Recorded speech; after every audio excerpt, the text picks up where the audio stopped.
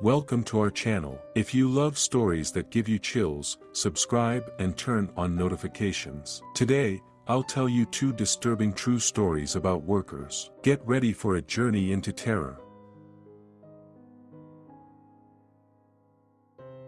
It was one of those evenings where everything seemed to go wrong. I am 37 years old and work in a factory that manufactures metal components for the automotive industry. It's a tough but honest job that requires attention and precision. That evening, the shift supervisor had decided that we needed to work overtime.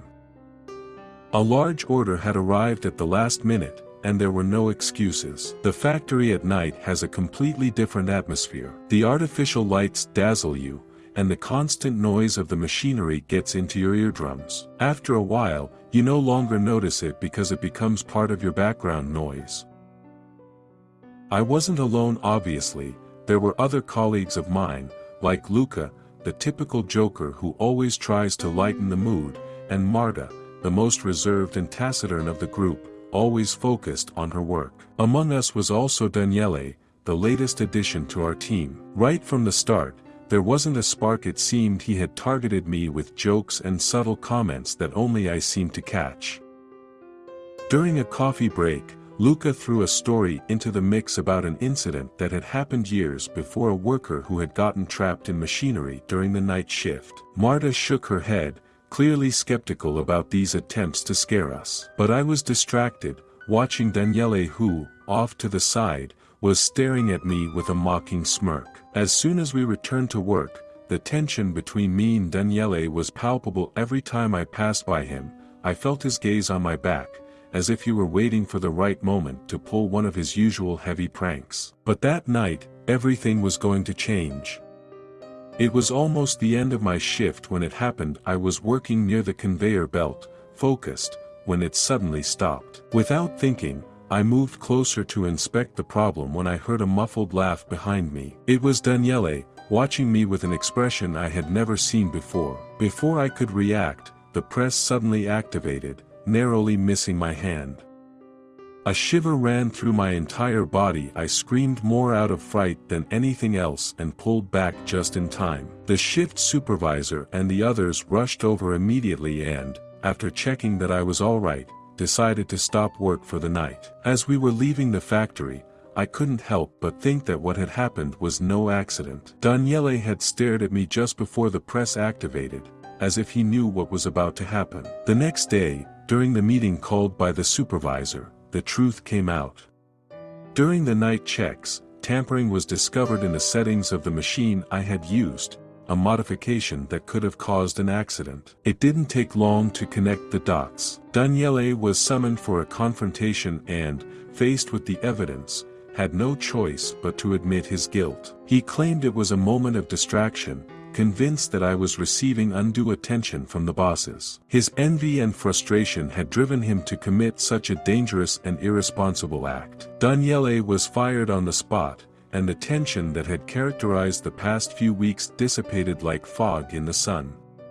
Marta approached me, saying that I had been incredibly lucky. On the other hand, Luca didn't miss the chance to comment with his usual dark humor. Well, at least we've all learned who not to anger in the factory. Reflecting on what had happened, I realized how important it was not just to work hard but also to maintain good relationships with colleagues. The incident had taught me the value of safety, of course, but also of community and mutual support.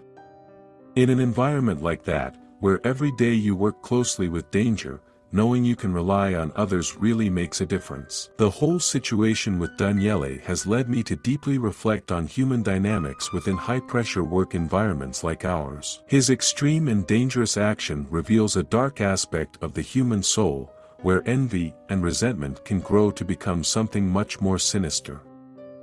Initially, Daniele seemed like just another colleague I had to learn to get along with, despite his sharp jokes and provocative behavior. However, his behavior concealed deep insecurity and rooted frustration, leading him to commit an act of extreme sabotage. This act was not just an attempt to cast me in a bad light or to prove his superiority. It was a distorted cry for help, a way to draw attention to himself and his perceived injustices. The psychology behind his deviant behavior is complex often, people like Daniele feel marginalized or undervalued, and their perception of reality becomes distorted.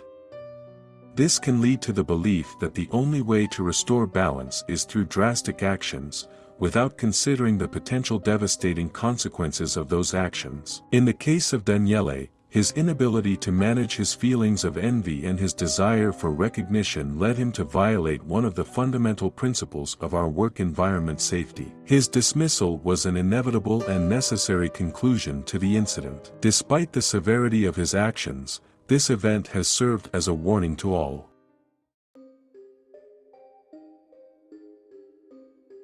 I've been working on a construction site since I left school, almost 5 years ago. Life for me has always been a series of days that are all the same, except for one time when I had an experience that changed me. I'm not the type to get scared easily, but what I experienced on the site a year ago has left marks that I can't ignore. The construction site I was working on was on the outskirts of the city, a huge concrete skeleton meant to become a shopping center. It was a desolate place, especially at night, with those long corridors of iron and concrete that echoed the most harmless sounds, turning them into spectral echoes.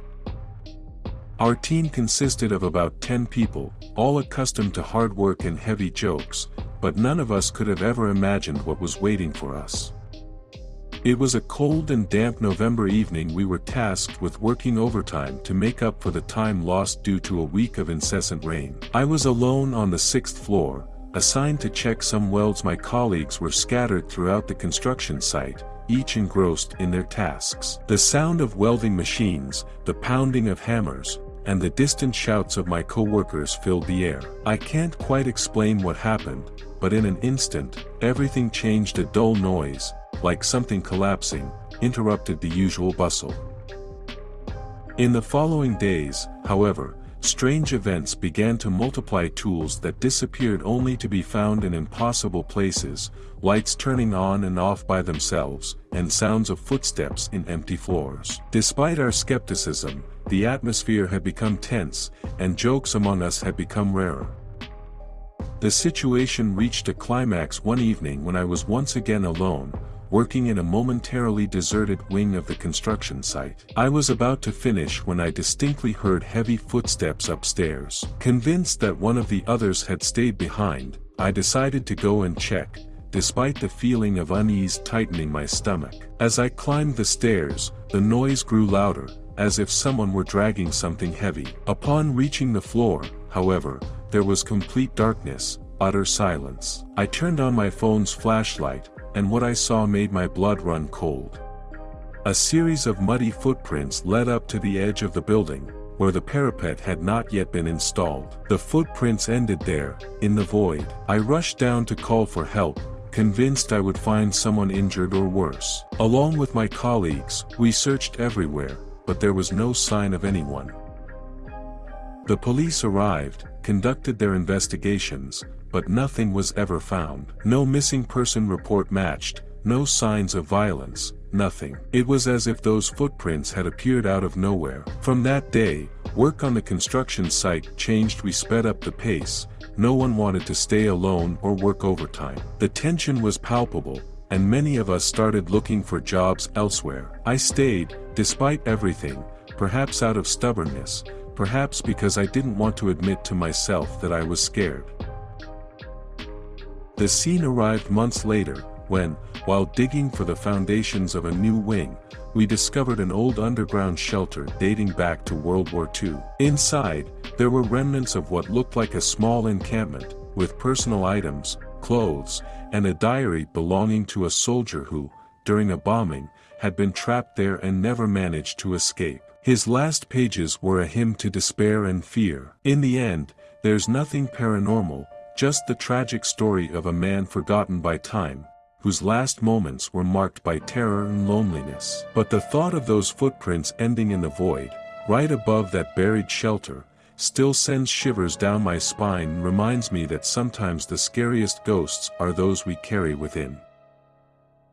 After discovering the shelter, the construction site was never the same for me. Every corner, every shadow seemed to hide forgotten stories and past lives that had left an indelible mark within those walls. It wasn't fear, at least not in the traditional sense of the word. It was more a kind of respect mixed with sadness for those lost existences, for that suffering trapped in time. In the following days, I worked almost in a trance, obsessed with the diary and the soldier. His words had become a sort of mantra for me, a direct link to the past. I had the feeling that, somehow, that diary was a message meant for me, that it had waited years underground for me to find it.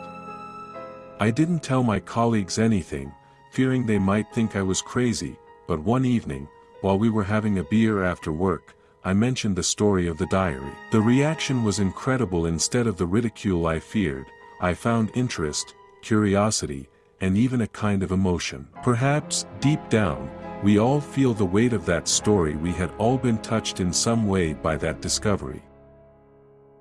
In the following weeks, we started to approach the construction site with a new spirit. There was an unspoken understanding that this place was not just a collection of concrete and steel, but a piece of history, a memorial to lives that had left their mark. We even proposed installing a small plaque in memory of the unknown soldier and others who, like him, had suffered and struggled in such dark times. But the real twist came when I least expected it. One morning, while I was at work, I received a package. Inside was a letter and an old pocket watch, beautifully crafted, clearly vintage. The letter was from a man who had read about our discovery in the newspapers. The watch had belonged to his grandfather, the soldier from the diary, and he wanted me to have it as a token of gratitude for bringing his family's story to light. In the weeks following the discovery of the underground shelter and the diary, the atmosphere on the construction site became increasingly tense, despite the attempt to make sense of the soldier's story with the gesture of the commemorative plaque. A series of disturbing events began to unsettle our days. Initially, they were minor things, easily explainable by logic, tools that disappeared and reappeared, lights that turned on by themselves, inexplicable noises during the night. But then, things took a decidedly darker turn. One morning, upon arriving at work, we found fresh mud tracks leading straight to the underground shelter, despite there having been no rain for weeks. Once again, the food left in the workers' shelter was found overturned and scattered on the ground, as if after a frantic search. But the real twist came one evening when, left alone to close up the construction site, I heard footsteps behind me. Whirling around, I saw nothing. My heart was racing as I convinced myself it was just my imagination. However, when I approached the spot where the muddy footprints ended, I found buried in the damp earth an old pocket watch, exactly like the one I had received in the mail, but this time decayed and tarnished by time. Panic and confusion overtook me as I ran toward the shelter to call for help. I heard those footsteps behind me again, heavier, closer. But when I turned around, there was no one. In the following days, I tried to convince myself that it was all due to fatigue and stress. However, the corroded clock, identical to the one that had been given to me, lay on my desk, a silent witness that refused to leave me in peace. The epilogue of my story occurred one night when, unable to sleep, I returned to the construction site. The need to confront my fears, to understand, was too strong. With only the light of a flashlight to guide me, I descended into the underground shelter, toward the exact spot where we had found the diary. There, in the darkness, I discovered the truth. The final pages of the diary, the ones I had never read, told of how the soldier, in a state of desperation and madness, had made a dark pact to ensure his survival, a pact that required a tribute, a sacrifice every year on the same day. As the words danced before my eyes, a chilling cold enveloped me. I realized too late that the soldier's story had never ended, that the pact still demanded to be honored, and I, with my obsession, had unwittingly taken his place. The ending of my story is written on those cursed pages, in the darkness that surrounds me, as I wait for the pact to be fulfilled. And as the noises draw nearer, I know that I will be the sole witness to what has transpired, trapped in a tale of terror that will continue to repeat itself over and over, until someone else descends into this refuge, drawn by curiosity and fear, to take my place.